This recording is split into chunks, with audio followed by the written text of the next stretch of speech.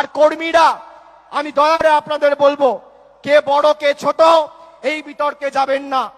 1 নম্বর আসন এই দলে মমতা বন্দ্যোপাধ্যায়, আর 2 থেকে 100 হচ্ছে তৃণমূল কংগ্রেসের কর্মীরা। আমিও একজন কর্মী, আপনিও একজন কর্মী। মাথায় রাখবেন, নেতার থেকে কর্মীদের মান সম্মান মর্যাদা এই দলে অনেক বেশি। তার কারণ কি, আমি যেদিনকে সাংসদ থাকবো না, আমাকে আপনারা কি বলে সম্বোধন করবেন? বলবেন প্রাক্তন সাংসদ। যেদিনকে কেউ সভাপতি থাকবে না, তাকে আপনি কি বলবেন? বলবেন প্রাক্তন সভাপতি। যেদিনকে কেউ বিধায়ক থাকবে না, আপনি কি বলবেন? বলবেন প্রাক্তন বিধায়ক। যেদিনকে কেউ জেলা পরিষদের টিকিট পাবে না, আপনি কি বলবেন? প্রাক্তন জেলা পরিষদ সদস্য। যদি কেউ জেলা সভাপতি না থাকে, কি বলবেন? প্রাক্তন জেলা সভাপতি। কিন্তু একটা কর্মী কোনোদিন প্রাক্তন হয় না, কর্মী সবসময় কর্মী থেকে যায়।